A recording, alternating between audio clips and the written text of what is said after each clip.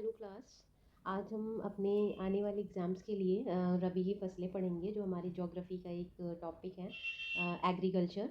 तो एग्रीकल्चर में हमारी फसलें आती हैं, तो उसमें हम सबसे पहले रबी की फसलें पढ़ेंगे, क्योंकि ये ऐसा टॉपिक है जिसमें से क्वेश्चन हर एग्ज़ाम्स में आता है। हमारे आगे कई एग्ज़ाम्स लगे हुए हैं, like R O U P P C S 2025 and P E O की वैकेंसी आने वाली है 2025 में। इसके अलावा और भी सारे जो एग्ज़ाम्स हैं लोगों के, पेट हो गया या सुपर टेट हो गया, उसमें ये सारी काफ़ी यूज़फुल चीज़ें हैं। अगर आप इन सबको पढ़ोगे तो शायद आपके लिए काफ़ी हेल्पफुल रहेगा। तो उसी बेसिस में मैंने जो है ये स्टार्ट किया है कि जिससे आपको ये चीज़ों की क्लियरिटी आ जाए। तो चलिए बिना टाइम गंवाए हम अपना टॉपिक स्टार्ट करते हैं। तो हमारा टॉपिक है आज की रबी की फसलें। अब फसलें कितनी तरह की होती हैं? फसलें तीन तरह की होती हैं, थ्री टाइप्स की फसलें होती हैं हमारी। एक होती है रबी, और एक होती है जायद, और एक होती है हमारी खरीफ। तीन तरह की हमारी फसलें होती हैं, रबी, जायद, खरीफ। और ये तीन फसलें होती हैं हम जो पूरे साल उगाते हैं। तो आज हम स्टार्ट करते हैं रबी की फसलें। रबी की फसलों की बात करते हैं तो हम सबसे पहले जानते हैं कि इसकी बुआई कब होती है। इसकी जो बुआई होती है, इसकी बुआई होती है हमारी अक्टूबर से नवंबर, शीत ऋतु के मध्य।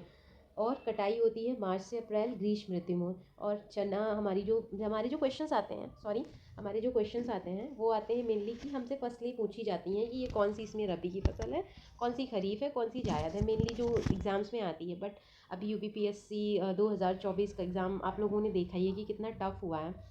तो उस हिसाब से हमें अपनी तैयारी टफ़ की करनी है। और टफ़, जब हमारी टफ़ की तैयारी रहेगी तो ऑटोमेटिकली हमारे कई क्वेश्चंस ऑटोमेटिकली उसमें सॉल्व हो जाएंगे।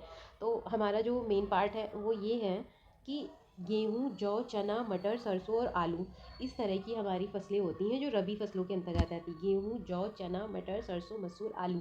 अब आपसे पूछा गया बुआई कब होती है, तो शीत ऋतु में बुआई होती है। और कटाई कब होती है? ग्रीष्म ऋतु में कटाई होती है। उसके बाद देश के विस्तृत भाग में इसकी बुआई होती है। फसलों के अधिक उत्पादन में सहायक है शीतोष्ण पश्चिमी विक्षोभ में होने वाली वर्षा। शीतोष्ण पश्चिमी विक्षोभ में होने वाली वर्षा से हमारी ये काफ़ी यूज़फुल होती है रबी की फसल में। उसके बाद हम आते हैं गेहूँ पे। अब गेहूँ के लिए जानते हैं, गेहूँ के लिए मेन होता है कि हमारा गेहूँ मेन कहाँ कैसे होती है, उसकी क्या सिचुएशन है एज अ इंडिया। तो भारत की दूसरी सबसे महत्वपूर्ण फसल है, सबसे पहले ज़रूरी। उसके बाद आर्थिक समीक्षा 2022-23 में भारत में गेहूँ की कृषि 30.5 मिलियन हेक्टेयर क्षेत्र पे हुई है। ज़्यादातर अभी जो एग्ज़ाम हमारा हुआ था खरीफ की फसल के लिए, क्वेश्चन आया था कि उसमें औसत वार्षिक वर्षा की कितनी आवश्यकता होती है, कभी कभी तापमान पूछ लेते हैं। तो ये काफ़ी इम्पॉर्टेंट पॉइंट है हमारा।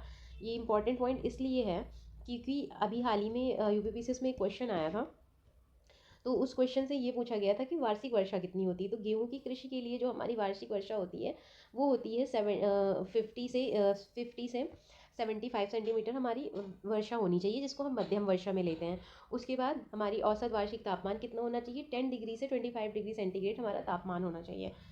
उसके बाद हमारा नेक्स्ट टॉपिक है कि परीक्षा की दृष्टि से हम देखते हैं कि गेहूं की बौनी प्रजातियां कौन कौन सी है। पहले तो हमें ये देखना है कि गेहूं की प्रजातियां कौन कौन सी होती हैं।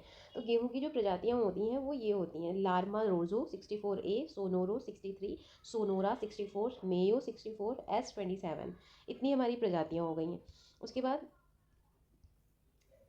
नॉरिन 10 क्या है? गेहूं में बौनेपन की प्रजाति होती है। गेहूं में ये बौनेपन की प्रजाति होती है, नॉरिन 10।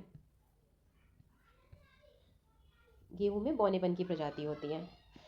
उसके बाद मैक्रोनी गेहूँ, ये काफ़ी इंपॉर्टेंट टॉपिक है। मैक्रोनी गेहूँ का टॉपिक काफ़ी इंपॉर्टेंट है।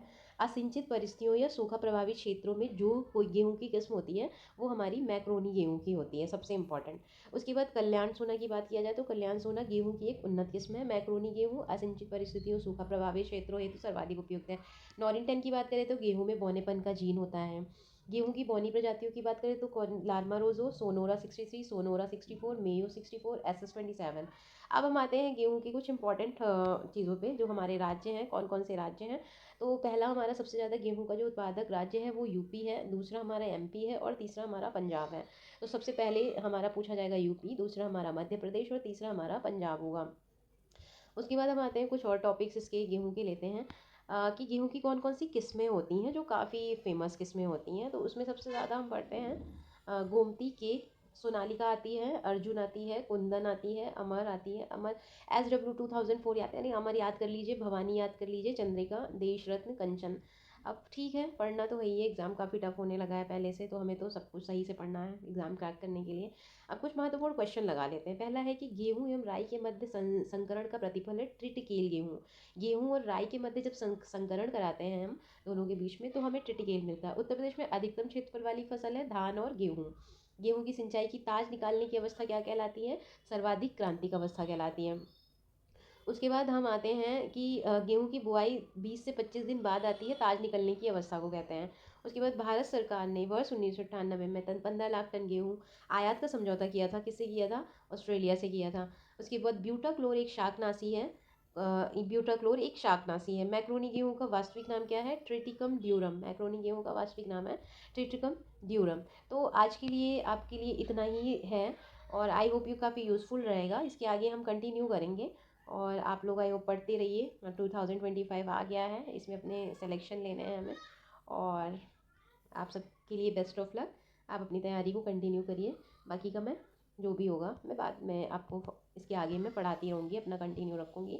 अगर कहीं कोई प्रॉब्लम हो तो आप मुझे बताना।